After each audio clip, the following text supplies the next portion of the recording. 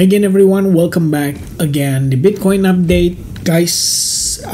Today kita ngelihat market having reaction dari efek geopolitik yang sedang meningkat tensionnya sejak kemarin. Jadi memang kita aware juga dengan salah satu probability untuk Bitcoin having a big correction. Yeah, I think a few days ago people berpikir kalau Bitcoin hanya akan up only, ya kan?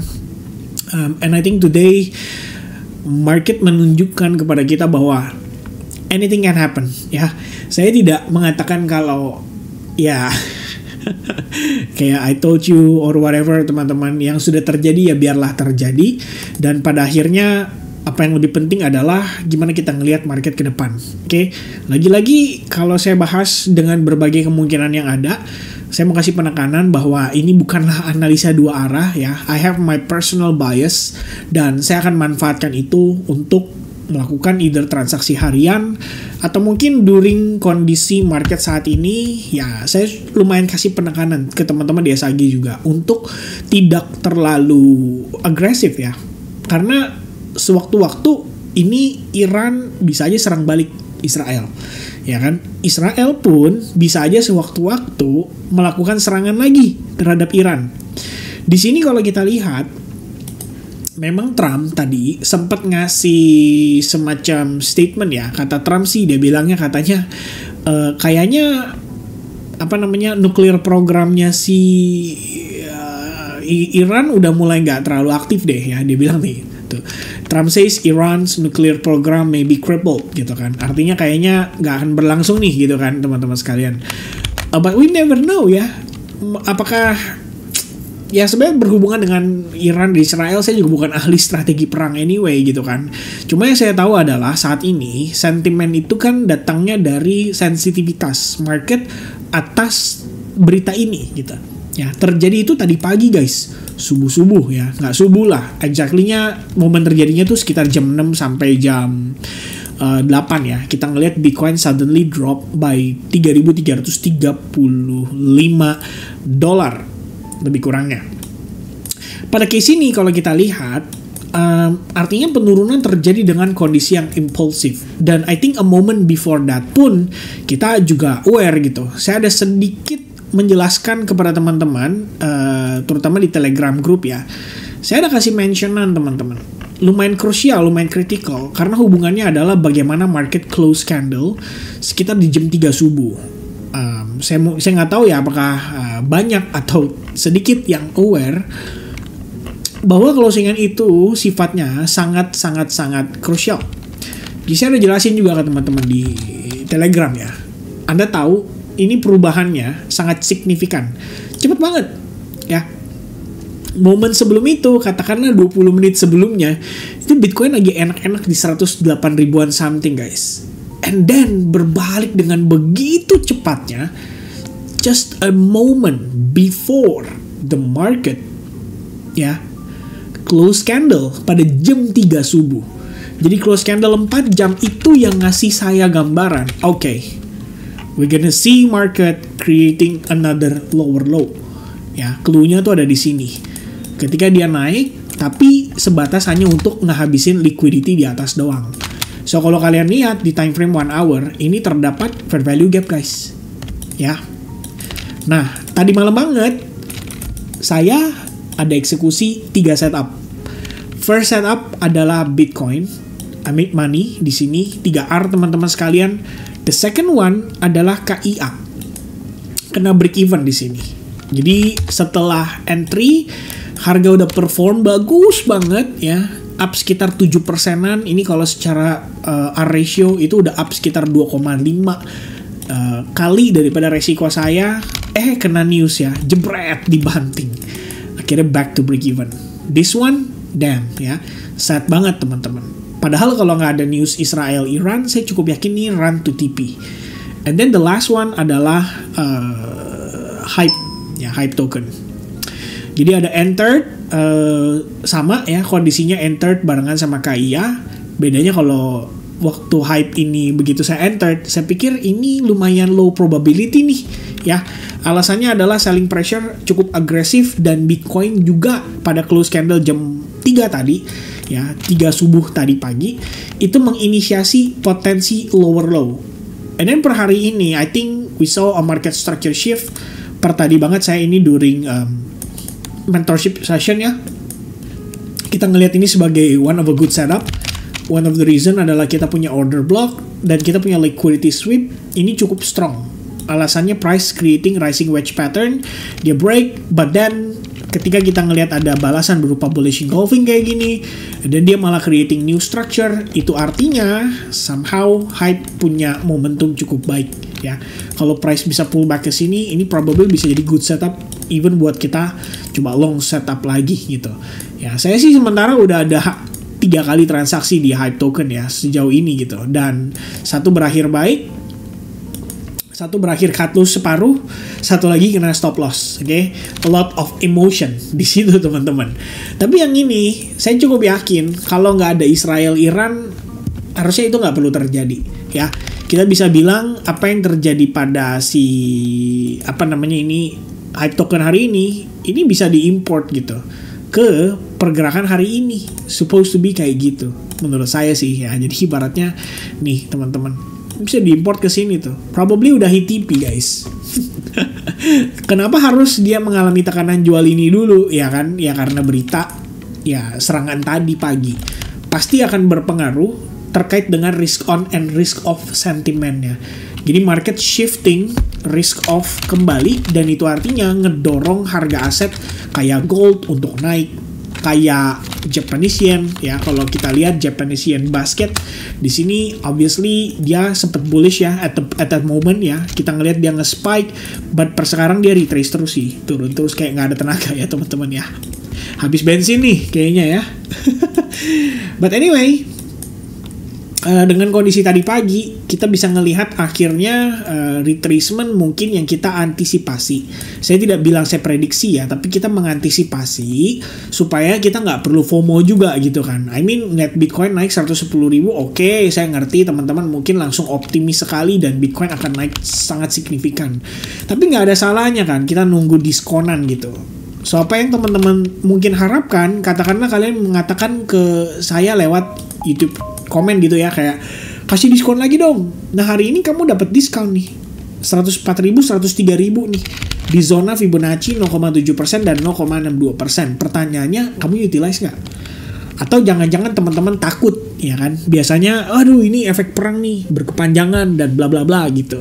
Akhirnya malah nggak trade anyway, atau malah nggak entry anyway gitu. Di saat kalian mungkin sebelumnya nungguin, begitu dikasih malah panik ya kan. Itu akhirnya menyebabkan kalian nggak transaksi juga gitu. Nanti serba salah akhirnya ya. But anyway guys, with current market condition ya, sebetulnya kita pengen update langsung aja kali kondisi terkini ya. Tapi saya pengen kalian mendengarkan breakdown ini secara jelas, oke? But to be clear, even though saya mengantisipasi kemungkinan Bitcoin-nya bisa koreksi ya kan, saya tetap ambil bias sesuai dengan yang saya selalu tekankan kepada teman-teman lewat YouTube channel, lewat live streaming, even lewat SAG sekalipun, yaitu always follow the current market bias di time frame kecil. Jadi per tadi pagi, lebih tepatnya malam ya, momen sebelumnya saya memang udah pantau zona yang saya udah tandain dari previous video update. Kemudian zona itu ngasih saya semacam setup. Jadi saya ambil long position, ini semua saya post lewat Discord. Jadi prosesnya dari before sampai ke after, sampai harganya jemput orderan saya dan hit TP saya before akhirnya dia turun lagi. Dan bahkan a moment before itu saya juga udah bilang sama teman-teman bahwa guys, look at that ya, look at this. Bitcoin drama 10 menit sebelum closing bullish di 4H harga berbalik dan nge-wick panjang sekali, sign of weakness, artinya discount belum cukup. And then ya suddenly kita ngelihat market drop ya, cukup cepat teman-teman, jebret ya. Saya personally sih just before CPI sebenarnya ada taking profit juga di spot, tapi itu memang tujuannya untuk mengurangi exposure risk saya terhadap Bitcoin ya. But anyway udah terjadi kan, dan sekarang harganya turun teman-teman. Ya, I don't know if you guys listening or not ya di previous video update, but if you do, let me know di kolom komen. Ya, let's say mungkin teman-teman securing some short position maybe ya kan, atau mungkin kalian jadi reduce, kalian punya long setup atau long bias. Kalaupun ada, kalian mungkin manage dengan proper, artinya tetap ngejaga stop lossnya supaya jangan sampai bablas transaksinya. At least kalian jadi terhindar nih dari kondisi market seperti ini. Nah, sekali lagi nih ya teman-teman sekalian, saya akan jelasin dengan clear, but hopefully kalian bisa terima apapun yang saya bahas di sini. Oke? Jadi jangan dibilang dua arah analisa nih guys ya. Let me make things clear teman-teman. On the 4-hour perspective, kita bisa lihat sama-sama bahwa Bitcoin itu secara struktur valid kok dibilang bullish. Oke, alasannya adalah saya lihat Bitcoin create higher high di sini. Yang terjadi itu kan adalah situasi seperti ini. Oke, dalam istilah chart pattern, kamu pernah dengar namanya Quasimodo. Nah, ini Quasimodo pattern guys. Ketika left lower low-nya itu dites dan berpotensi jadi higher low. Oke. At the same time, if you are using Fibonacci retracement, seperti yang tadi kalian lihat di time frame daily, kita tuh testing ke area golden ratio. This is how you use Fibonacci, teman-teman. Tarik dari swing low ke swing high after adanya retracement. Bukan pullback. Ya, kalau pullback segini doang terus kalian langsung tarik, ya kurang begitu valid. Oke, ada beberapa cara sih untuk mengutilize-nya, dan there's nothing wrong with it. But anyway, after kita ngelihat harganya sukses testing ke 62% retracement, suddenly kita ngelihat ada upaya untuk recovery. Kalau on the daily perspective bisa closing kayak begini, ini tuh bagus. Bisa jadi dia menyelesaikan urusannya teman-teman. ABC corrective wave done. Oke, dan si wave-nya sekaligus menghancurkan mereka yang suka spekulasi. Jadi kalau kita lihat liquidation, yang kena liquidated dalam pergerakan 2 hari terakhir itu gede guys, angkanya udah 1 miliar lebih. Dan kalau kita buka liquidation heat map, obviously di sebelah kiri kosong jadinya ya. Sorry, kita buka lagi yang liquidation map. Boom, there we go. Tuh, yang sebelah kiri jadinya kosong guys ya, tuh. Udah dihabisin ya, bensinnya udah dijemput dan sekarang tinggal yang di atas. Jadi ya, I think there's a very high chance ya kita bisa ngelihat dia pada akhirnya akan mengkonfirmasi potential higher low di zona-zona ini. Sampai sini cukup jelas ya. Artinya kamu tahu bias kita di 4 jam itu bullish. Nah, ada kendala guys. Oke, di sini yang saya takut kalau saya sampein nanti teman-teman mikirnya saya dua bias ya. Padahal bukan begitu guys ya. Padahal saya itu cuma butuh konfirmasi. Saya tahu 4 jamnya itu memang ada potensi higher low di area-area tersebut. Kita sudah memetakan, kita juga tahu bahwa Bitcoin itu jemput liquidity mungkin datang dari area ini tuh. Ya, dia jemput liquidity, boom, imbalance diambil, orderan, and then dorong harga Bitcoin naik. But we have one problem. And what is the problem, guys? The problem is on the 1-hour time frame we are bearish. Ya, salah satu alasannya adalah internal low yang kita marked up di previous video update itu sudah di shift secara structure. Jadi kita bisa lihat bahwa struktur yang terbentuk di sini ini adalah struktur terakhir. Boom. Di sini tercipta low dan low itu disikat guys, mengalami market structure shift. So technically on the 1-hour time frame the bear is in control. Berikut ini adalah swing high-nya dan berikut ini adalah swing low-nya. Karena kita udah mengalami pullback atau retracement. Nah, ini problem kedua. Nanti kalau saya jelasin kayak gini, oh Kevin mah analisa dua bias lagi. Nah, itu dia kayak kan. Jadi gini, harap dimengerti. Kalau dari perspektif gambaran besarnya, terutama daily, ini baik daily maupun 4 jam, kita bisa katakan bahwa ini adalah bagian dari koreksi atau pullback di 2 time frame tersebut spesifiknya. Nah, ketika daily dan 4 jam lagi pullback atau retracement, kita harus bisa menerima kalau struktur di time frame yang lebih kecil udah pasti bearish. Ya. Nah, teman-teman, tujuannya kita ngejelasin time frame ini supaya kamu punya gambaran. Oke, on the daily, on the 4 hour, itu artinya jangkanya bisa dibilang menengah ke panjang. Which means berlaku untuk maybe 5 sampai 1 minggu ke depan ya. 5 hari sampai 1 minggu ke depan.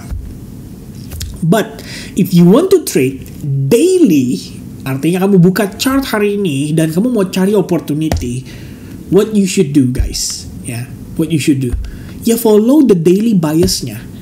Daily biasnya apa? Oh, daily close dia close bearish, momentumnya kenceng, ada faktor pendorong, yaitu driven by the news. Newsnya juga bukan berarti tadi pagi ditembak rudal, besok damai. Haha, terima kasih Pak, saya sudah melakukan pembelian ya terhadap Bitcoin. Thanks to you, I have a cheaper price now. Kan nggak mungkin ya. Malah besok bisa aja ditembak balik sama Iran. Dan by the time itu terjadi, ya Bitcoin akan follow only the lower time frame bias. Oke, jadi supaya jelas nih, ya, saya ngomong bearish, ntar dianggapnya saya bear, ya kan, bear boy. Padahal sebenarnya yang jadi masalah adalah dia nggak ngerti nih time frame, ya kan, jangka waktu yang dia pakai. Lu mau trading jangka pendek atau mau ngelihat sebulan 2 bulan ke depan ya? Kalau sebulan 2 bulan ke depan ya nggak relevan dong. Kita ngomongin 1 jam, 15 menit ya kan. Tapi kalau kita ngomongin cuma buat hari ini, besok mau kemana, ya jelas lebih relevan kita ngomongin time frame kecil. Dan itu artinya on the 1 hour time frame guys, all I can see is the bear still in control. Ya, sellers still in control. Even dia balik ke zona 107.000 or even higher, tetap masih ada potential dia kena rejection dan bisa memvalidate potential lower high-nya. Oke. Nah, is another condition yang mungkin bisa bikin kamu semakin kesel. Pertama guys, harga mengalami retracement on the 1 hour and 30 minutes time frame. Tidak menutup kemungkinan Anda melihat bias lagi berbeda untuk pemanfaatan di time frame super kecil, which means pada case ini adalah 5 minute. Tadi during live session SAG teman-teman sekalian ya, kita ada live session sore tadi, saya ada nge-breakdown bahwa di time frame yang paling kecil teman-teman itu kamu bisa ngelihat bahwasanya terdapat yang namanya struktur yang relatif bullish ya. Let me find it for you guys. Here we go. Tuh. Saya nge-breakdown. Biar teman-teman tahu how to utilize ya the chart. Kamu mau trading 5 menit? Nih, 5 menit. Kamu lihat Bitcoin membentuk struktur apa? Bullish, guys. Dan di bullish 5 minute charts itu, right? Di 5 minute charts itu bisa kasih kamu setup. And I think some of our member ya today teman-teman sekalian, he did a good job. Kenapa? Karena ya even saya nggak call sekalipun, dia tahu gimana cara utilize-nya. Dan dia dapat teman-teman tuh. Thanks kok outlook-nya pas live sore. Look at that. Using the 5 minute charts, teman-teman. Kalau kita lihat nih 15 minutes, tapi dia ngambil bias di 5 menit. Dia trading scalping, dapat take profit. Full 3R dia bilang. Nah, ini nanti kalau kita bilang bullish, nah dia bilang lagi analisa 2 arah. Aduh ya. Oke, tapi teman-teman yang udah follow sejak lama, ini ilmu bagus buat teman-teman ya. Kamu lagi pengen scalping ya, you lihat dong. Kalau 5 menitnya aja dia masih bullish, nggak mungkin dong Anda nge-gambling, gue mau short di sini, gue mau short di sini gitu. Minimal apa? Minimal 5 menitnya shifting ke bearish dulu, baru Anda look for sell short opportunity ya. Dan selama 5 menit ini naik nih, pelan-pelan nih, dia kan ngebentuk struktur kayak begini nih tuh. Lu siap nggak buat nge-gambling nih ya? Short di sini short di sini short di sini ya. Belum tentu bisa berbalik arah guys Oke, dan minimal memang kalau di 15 minutes or 30 minutes, ya minimal dia masuk zona inilah. Jadi once the price coming back to that zone, Anda lihat dia terjadi structure shift di 5 minute chart, now you take the sell short. That's how you short the market, guys. Oke, jadi untuk memperjelas, bias di 1 hour ataupun 30 menit cuman ngasih ke saya konteks bahwa hati-hati ya, ini belum sepenuhnya bullish gitu kan. Justru lebih enak, guys, saya jelasin sedikit. Lebih enak kalau dia banting dulu sekalian. Begitu dia banting, kita dapat high point baru. Nah, high point itu tuh, jadi dia nggak perlu jauh-jauh nanti kalau mau reversal. Dia cukup balik ke sini, and then internalnya dia bullish, kita udah bisa pakai buat trading long. Atau kita buat utilize, melakukan transaksi. Either itu di Bitcoin, altcoins, or whatever coin yang kalian mau tradingkan. Ya, kira-kira seperti itu. Semoga cukup jelas. Jadi, to summarize things ya, teman-teman. First things first. Kalau kamu ngelihat in terms of mid atau long term, pullback ini adalah pullback yang bagus buat teman-teman sebetulnya. Manfaatkan kalau kamu ngerasa bahwa gue pengen beli Bitcoin gitu. This is the pullback that you waiting for. After kalian ngelihat beberapa hari yang lalu Bitcoin di 110.000. Katakanlah kalian FOMO kayak, aduh gue nyeselnya gue belum beli Bitcoin. Now you get the price. Ada dapat discountnya. Utilize ini, tapi jangan berharap besok langsung naik. Ya, bisa jadi butuh waktu seminggu. Or even worse, teman-teman, bisa aja dia retrace lebih jauh. Karena ini probably kan jadi ABC corrective wave. Yang kita udah bahas sama-sama dari minggu lalu. Yang saya akhirnya dibilang, Kevin ini nggak terima ya. Kalau Bitcoinnya naik nih dia nggak terima nih. Udahlah, terima aja bro. Bitcoin abis ini akan 125.000 kayak. Gak akan di bawah 105.000 kayak. Kata siapa bro? Hari ini di bawah 105.000 ya kan? Nah, meanwhile kalau kalian typical trader yang memanfaatkan volatilitas harian, now you have the zone. Ya, di 30 minutes time frame or even 1 minute time frame, Anda tahu sellers still in control. Jadi kita bisa anticipate adanya potential terbentuk lower high lagi, or maybe minimumnya kalian bisa trading di internal zone nanti untuk ngejar 3R. Terlepas nanti dia turun lagi atau enggak gitu ya. Katakanlah dia turun, ternyata dia reversal jadi bullish. Bagus, nggak apa-apa. Ya, justru malah oke dong. Jadi kita ngelihat market itu menerima sentimen perang ini udah nggak berkepanjangan. Kabar baiknya seperti itu. Oke, and the next one that we're gonna discuss adalah Ethereum. Ini my bad guys ya. Saya yang kelupaan di previous previous update. Janjinya mau bahas di sana, kelupaan ya. Nah, ini sebenarnya mirip situasinya dengan Bitcoin. But untuk ngomongin soal Ethereum, guys, memang kita harus aware juga ada possibility Ethereum itu bisa kepentok dari zona resistance-nya. Terbentuk dari trendline ini nih. This is the challenge. Dan kalau dia kepentok, itu artinya guys, nah ntar saya kalau ngomong bearish dia dimarahin lagi nih ya. Dan itu artinya ada potensi kok dia bisa rebalance ke zona-zona tertentu. Ya. Nah ini terus terang nih. Kalau menurut saya pandangan pribadi ya, langsung aja to the point. If you want to buy Ethereum from this zone, I think this zone is very good. Okay? But please coba untuk pertimbangkan, gunakan stop loss. If price break below this zone, kamu cuma rugi 6%-an.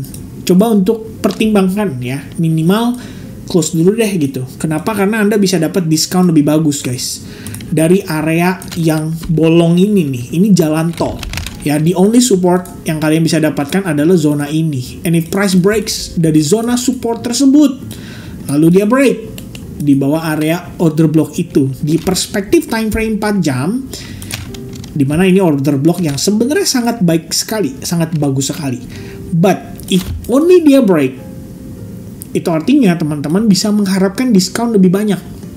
Jadi nggak ada salahnya cut dulu, minimize your risk, and then Anda look for a better entry opportunity dari harga yang lebih di discount.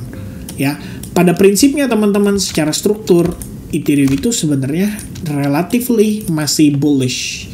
Oke, bahkan dia udah created new higher high dari sini. Namun tidak mengubah fakta bahwa ketika Bitcoinnya nanti dia turun lagi, ya Ethereum juga tetap bisa turun anyway gitu ya. Jadi selling pressure yang kita lihat on the 1 hour time frame ini exactly the same secara structure seperti Bitcoin. Jadi kita ngelihat teman-teman turun expansionnya agresif, naiknya kenapa lemes banget ya kan? Kayak belum makan 3 hari 4 hari gitu. Naik tangga pelan-pelan, turunnya pakai lift. Nah itu artinya kalian tahu mana yang lebih impulsif, mana yang korektif. Nah itu jadi perhatian kita bahwa serem banget nih momentum dan strukturnya masih relatif bearish. Kalau gua ngelong di sini, ya paling gue cuma ngambil struktur time frame kecil aja lah yang kebetulan secara 5 menitnya masih relatif bullish. Kemana gue bisa mengharapkan harga naik? Well, you can expect price of Ethereum maybe testing ke level ini. Jadi kalau teman-teman pakai time frame super kecil, kebetulan ya let's say you look for an entry point dari sini, katakanlah ini adalah order block kamu untuk kamu utilize, ya kan? So you set an entry here, stop loss let's say dengan di bawah low ini, dan Anda mengharapkan target ke sini. Ya, masih achievable, ya, masih cukup wajar dan berpotensi lah untuk bisa mengejar ke sana. But if not, ya it's fine, ya. Kita look for another setup ya di next opportunity gitu. Cuman ini personal opinion ya teman-teman. Di overall yang saya pengen sampaikan, saya pengen kasih penekanan adalah ini kan sentimen belum kelar total ya. Pergerakan ini masih bisa terjadi akibat news, dan itulah kenapa sebaiknya kalau saya kasih penekanan dia saja. Saya bilang gini guys, sentimen lagi panas, udahlah jangan terlalu dipaksain trading dulu gitu. Anda mau trading 1-2 setup nggak apa-apa, tapi size down, gunakan risk yang sewajarnya. Untuk saat ini aja bisa terima dulu nih kalau kondisinya lagi nggak dalam keadaan kondisi yang ideal. Oke, ntar tahu-tahu keluar rudal ya, market goyang lagi, setup kamu invalid lagi. Saat kamu asik-asiknya short, ternyata random koinnya ngepump gitu kan. Gara-gara misalnya tiba-tiba Israel bilang, Netanyahu ngomong, oke guys, saya rasa serangan saya udah cukup bikin kamu terkejut dan tertakut-takut. So yeah, kita lihat seminggu lagi ya. Nah, seminggu begitu dia ngomong gitu, wah market naik guys. Itu bakal jadi challenge ya kalau misalnya paksain trading di momen kayak begini. Memang karena masih hot aja, biasanya sih saya lihat kalau market ya butuh waktu ya seminggu lah ya, 5 hari sampai semingguan, sampai akhirnya sentimen itu dianggap biasa aja. Ya itu sama kayak waktu kejadian Rusia Ukraine juga. Waktu itu kan gak lama ya, cuma sebentaran doang, mungkin 2 minggu. Habis itu akhirnya market kayak ya udah biasa aja, mau Rusia bombardir kayak gimana juga bodo amat ya, udah gak terlalu peduli gitu kira-kira. Oke, so guys, thank you very much for watching. Happy Friday. Thank you so much juga udah kalian yang bantu di previous video achieve 750 likes button. Ya seperti janji saya, kita akan adakan live streaming probably during Sunday teman-teman ya. Nanti hari Minggu kita prepare, kita briefing buat FOMC minggu depan juga. So stay tuned di YouTube channel Kevin Saili. Make sure to hit the subscribe button and see you guys again in the next update guys. Cheers. Bye bye.